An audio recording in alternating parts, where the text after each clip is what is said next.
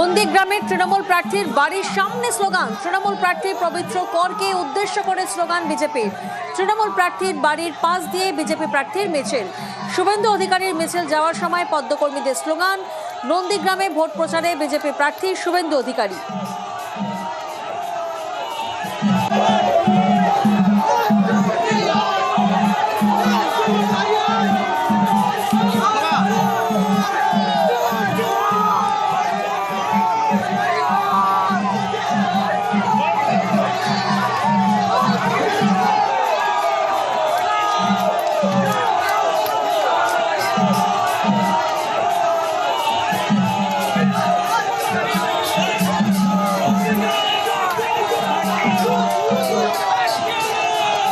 কতটা সৎ এবং স্বচ্ছ এবং সততার সঙ্গে জীবন কাটাই, নিষ্ঠার সঙ্গে এলাকার মানুষজন জানে।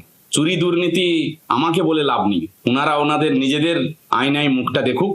100% আমরা জিতবো। 2000, 5000, 10,000 ভোটে নয়, 30,000-এর ঊর্ধ্ব ভোটে জিতবো, আমরা কথা দিচ্ছি। আমার বিরুদ্ধে সিপিআই এবং তৃণমূলের যারা ঘোষিত প্রার্থী তাদের সম্পর্কে কোনো বাক্য শব্দ ব্যবহার করবেন না, কারণ আপনারা মমতা ব্যানার্জি শুভেন্দু অধিকারীর লড়াইকে মমতা ব্যানার্জিকে হারিয়ে আমাকে জিতিয়েছেন। এরপরে যাদেরকে ওরা প্রার্থী করেছে তাদের সম্পর্কে বেশি কথা যদি আপনারা বলেন ওদেরই লাভ হবে। ওদেরকে ওদের বাড়ির লোক ছাড়া কেউ চেনে না।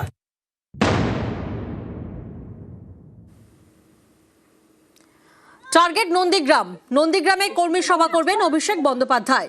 25শে মার্চ নন্দীগ্রামে কর্মী সভা অভিষেক বন্দ্যোপাধ্যায়। আমরা জানি নন্দীগ্রামের তৃণমূল প্রার্থী পবিত্র কর এবং 25শে মার্চ সেখানে অর্থাৎ নন্দীগ্রামে কর্মী সভা করতে চলেছেন অভিষেক বন্দ্যোপাধ্যায়। আবির প্রতিনিধি আমাদের সঙ্গে রয়েছেন। আবির, নন্দীগ্রামের মাটি থেকে ঠিক কি বার্তা দিতে চলেছেন অভিষেক বন্দ্যোপাধ্যায়?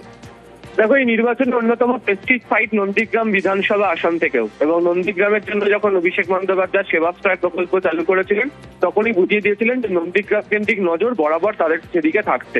এবং এবার প্রার্থী তালিকা ঘোষণার কয়েক ঘন্টা আগে যেভাবে পবিত্র করকে দলে যোগদান করিয়ে তাকে টিকিট দেওয়া হলো, সেক্ষেত্রে বুঝতে পারা গেছিল যে নন্দীগ্রাম নিয়ে বিশেষ ভাবনা চিন্তা করে তৃণমূল কংগ্রেস এগোচ্ছে।